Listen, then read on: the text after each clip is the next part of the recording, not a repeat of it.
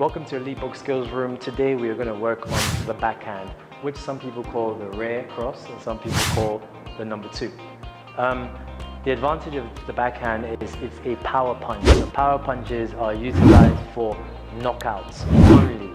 They're only used for knockouts, so it's really exciting, and a lot of people they like to learn how to throw their backhand properly. So that's what I'm going to show you. I'll show you 2 ways to throw it.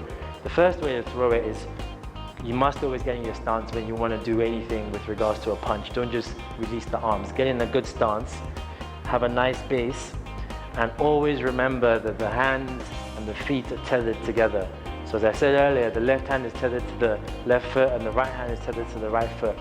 So one way to throw the backhand is literally you must rotate the back leg. So because the toe is in the earth and the heel is up towards the sky, it allows you to, without throwing the hand, it allows you to rotate.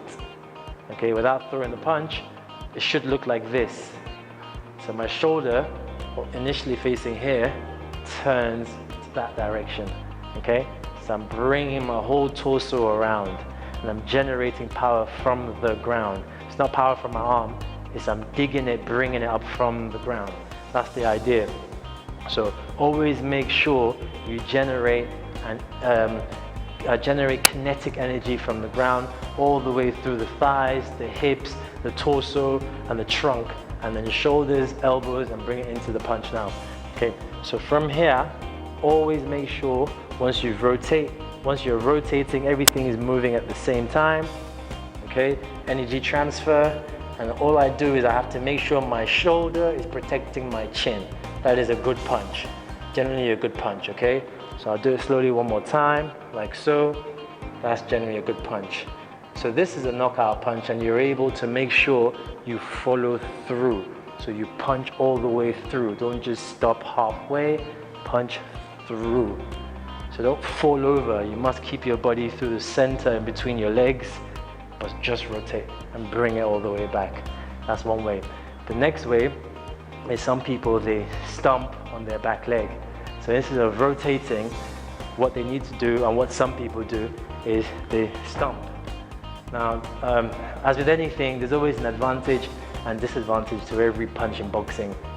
Fact. That's just how the sport is designed.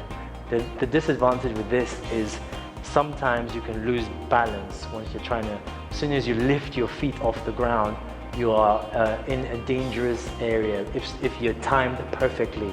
As soon as you lift your feet off the ground, if you're timed perfectly, you can receive a knockdown.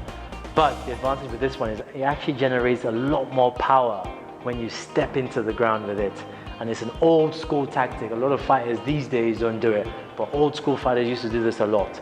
Okay, so the idea is they do something like this. And it allows for the rhythm, it allows for you to use the ground to push.